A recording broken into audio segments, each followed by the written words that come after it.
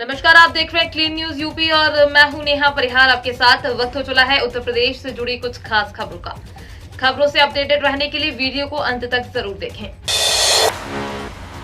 योगी सरकार के कार्यकाल में एलपीजी सिलेंडर के दाम 163 रुपए बढ़े, मोदी में 29 रुपए सस्ता हुआ। लेकिन उत्तर प्रदेश, पंजाब समेत 5 राज्यों में चुनाव हो रहे हैं, इसमें महंगाई भी एक मुद्दा है। विधानसभा चुनाव में बीजेपी को दूसरे दल एलपीजी सिलेंडर, पेट्रोल और डीजल की महंगाई को लेकर घेर रहे हैं। वहीं उत्तर प्रदेश में समाजवादी पार्टी योगी सरकार पर एलपीजी की कीमतों को लेकर हमलावर है। ऐसे में आइए देखें कि मोदी सरकार के कार्यकाल में घरेलू एलपीजी सिलेंडर कितना महंगा हुआ या सस्ता। अगर मोदी सरकार के दोनों कार्यकाल की बात करें तो दिल्ली में गैर सब्सिडी वाला एलपीजी सिलेंडर जनवरी 2014 के मुकाबले 381.50 रुपए सस्ता है। वहीं मोदी सरकार के बनने के जस्ट पहले 1 मई 2014 से तुलना करें तो बिना सब्सिडी वाला सिलेंडर दिल्ली में 29 रुपए सस्ता है, जबकि 1 मई 2014 को ये 928.5 रुपए था और आज 899.50 रुपए है। अखिलेश यादव की टिकट वितरण पर गौरव भाटिया का तंज, कहा सपा ने किसानों की जमीन हड़पने वाले को प्रत्याशी बनाया। भारतीय जनता पार्टी के राष्ट्रीय प्रवक्ता गौरव भाटिया ने कहा है कि प्रदेश में सपा ने गुंडे माफिया को टिकट दिए हैं। अन्न संकल्प लेने वाले अखिलेश बताएं कि किसानों की जमीन हड़पने के आरोपी आजम खां को टिकट देकर क्या किसानों के साथ अन्याय नहीं किया है। शिल्पग्राम स्थित भाजपा ब्रज क्षेत्र के मीडिया सेंटर में प्रेस वार्ता में भाटिया ने प्रदेश सरकार के 5 साल के कार्य को गिनाया है। दावा किया है कि ब्रज की सभी सीटों पर भाजपा के प्रत्याशी जीतेंगे। एक सवाल के जवाब में उन्होंने कहा कि पार्टी इस बार ब्रज में क्लीन स्वीप करेगी।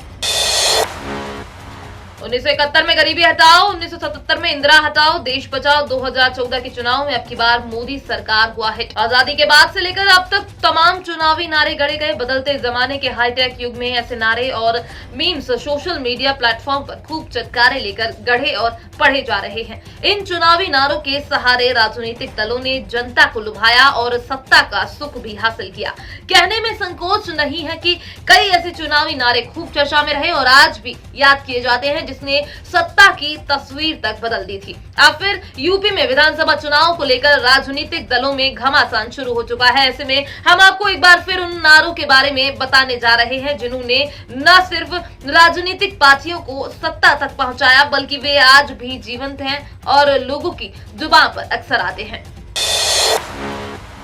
जाट नेताओं से मुलाकात करेंगे अमित शाह, योगी ने ओवीसी पर साधा निशाना। मुरादाबाद में टिकट न मिलने पर सपा से त्याग पत्र देने वाले हाजी रिजवान अब बहुजन समाज पार्टी की टिकट पर चुनाव लड़ेंगे। बसपा ने उन्हें अपना प्रत्याशी घोषित कर दिया है। बसपा ने पहले यहां 22 जनवरी को हाजी चांद बाबू मलिक को अपना प्रत्याशी घोषित किया था। बसपा का दावा है कि पूर्व में पार्टी से प्रत्याशी घोषित किए गए चांद बाबू अब हाजी रिजवान को चुनाव लड़ाएंगे। वर्ष 2017 में हुए विधानसभा चुनाव में जिले की 6 विधानसभा सीटों में से 4 सीटों पर मुरादाबाद देहात कुंदरकी ठाकुर द्वारा बिलारी पर सपा व 2 सीट मुरादाबाद शहर और कांठ विधानसभा सीट पर भाजपा ने जीत दर्ज की थी। दिव्यांग गर्भवती को छोड़ सभी को आना होगा दफ्तर, 50% कर्मियों की उपस्थिति की व्यवस्था खत्म। कोविड महामारी के मद्देनजर सरकारी कार्यालयों में 50% उपस्थिति की रोस्टर व्यवस्था लागू रहेगी, लेकिन दिव्यांग व गर्भवती महिला क्रमिक घर से ही कार्य करेगी। आवश्यकता होने पर ही उन्हें ऑफिस में बुलाया जा सकेगा। अपर मुख्य सचिव क्रमिक देवेश चतुर्वेदी ने बुधवार को यहां फोन पर बताया है कि रोस्टर व्यवस्था समाप्त नहीं की गई है। वहीं दिव्यांगों व गर्भवती महिलाओं को रोस्टर से छूट दी गई है। समूह ख, ग व घ के क्रमिकों के लिए रोस्टर व्यवस्था अभी लागू रहेगी। अगर इस तारीख तक नहीं धारित की है शैक्षणिक योग्यता तो रद्द हो जाएगा आपका आवेदन। जाने क्या है पूरी बात। उत्तर प्रदेश अधीनस्थ सेवा चयन आयोग द्वारा राज्य में आयोजित की जा रही लेखपाल भर्ती में शामिल होने के इच्छुक अभ्यर्थियों के पास इसके लिए आवेदन करने का आखिरी मौका है।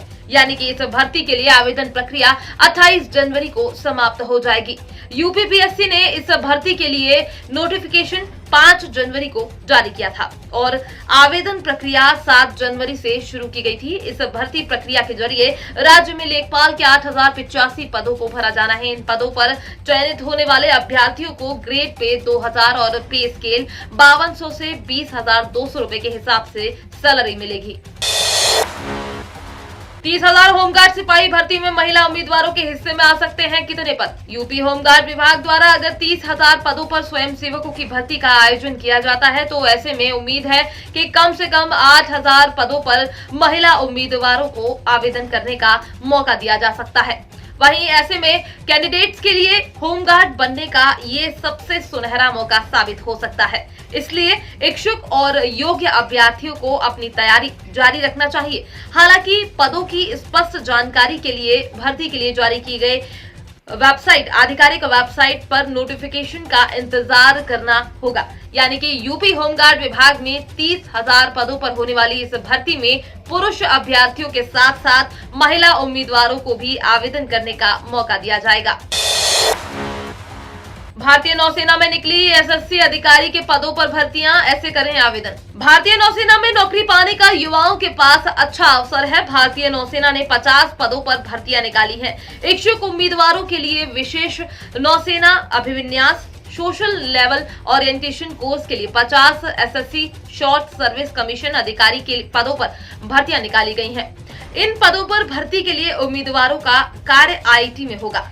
उम्मीदवार आधिकारिक वेबसाइट joinindianNavy.in पर जाकर भर्ती से जुड़ी सारी अधिसूचनाओं को पढ़ सकते हैं। इन पदों पर भर्ती के लिए आवेदन प्रक्रिया 27 जनवरी 2022 से शुरू हो जाएगी।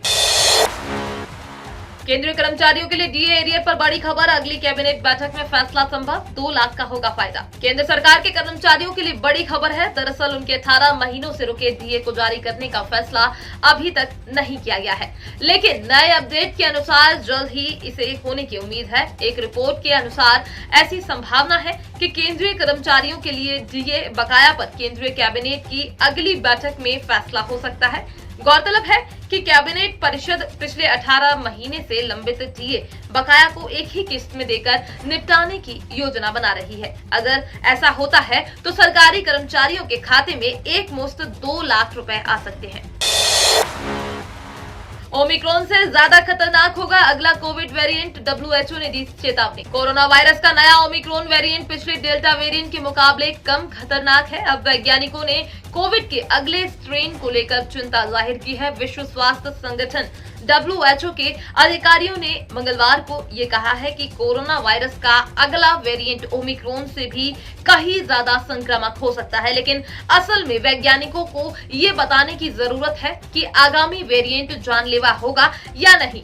डब्ल्यूएचओ में कोविड-19 की तकनीकी प्रमुख मारिया वैन केखोर ने सोशल मीडिया पर चैनल्स पर एक लाइव परिचर्चा में कहा था कि हेल्थ बॉडी ने पिछले सप्ताह तकरीबन 2 करोड़ 10 लाख मामले दर्ज किए हैं। तो ये थी दिन भर की 10 बड़ी और अहम खबरें। खबरों से अपडेटेड रहने के लिए क्लीन न्यूज यूपी को सब्सक्राइब करना बिल्कुल ना भूलें और आप न्यूज कहां से देख रहे हैं हमें कमेंट में जरूर बताएं और वीडियो को लाइक भी करें।